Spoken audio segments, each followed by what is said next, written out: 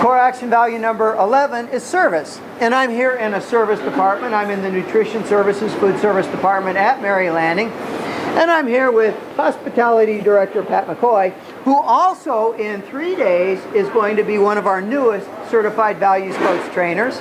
She's going through the training herself. So tell me, why are you going to go through this training? Having gone through the training and see the impact that the values training has had on my employees, I want to be a part of it. I want to support it. It's just happening. Every day my employees, we huddle, we go over a core value each day, we talk about it, and slowly it's not just talk, it's in their actions, it's in everything that they do. They're embracing these values, and it's making a much more effective department. They feel better about themselves. They know the service that they provide is so essential. It's just happening.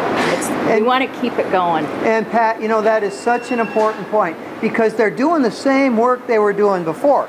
It was service work, it's service, but if you do the work with a different attitude, then it becomes not just service as work, but service as a value.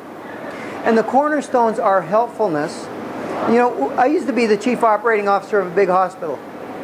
And one thing I learned is there are only 2 departments that can bring a hospital to a grinding halt if they don't show up.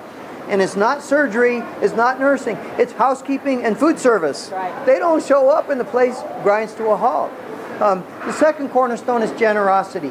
And it's generosity of means, you know, money, but it's also generosity of spirit. And I'm going to give you, if you're watching this, a challenge. It's a challenge we give everybody in our course, and that is to be extravagantly generous in small ways. And here's what I mean by that. You go into a breakfast diner and you get a $6 bill for your eggs and toast and coffee. Put down a $20 bill and walk out. And I can guarantee you that some single mom who's trying to work 2 jobs to support a family who gets a $14 tip on a $6 bill is going to talk about it for a week. And you've made somebody stay, and it didn't cost you that much.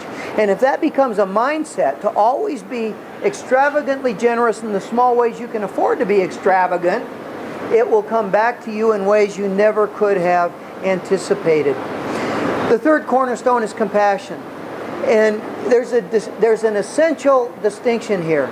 Without action, compassion is nothing more than a good intention. If you walk by somebody lying on the sidewalk bleeding and you say, oh my, that looks awful, and you keep walking, that's not compassion. And again, looking at your departments, food service, housekeeping, so often those people feel like they're invisible because they're treated like they're invisible. And that frankly is a violation of that value of service, compassion. We should recognize, you know, Mother Teresa said we're all children of the same God. We should recognize people for their uniqueness, their humanity, and for the service they provide us, because without food service and housekeeping, nobody else could be here working. And the fourth cornerstone is renewal. And you know, in healthcare, we ask the question, who cares for the caregiver? Or how do you pour out of an empty pitcher?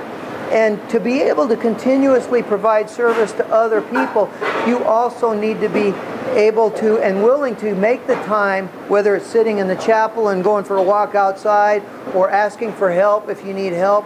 We've got to take time to refill that pitcher so that we have what it takes to serve other people. I get it right, Pat? You got it right. Right on. Pat and I, we got it right.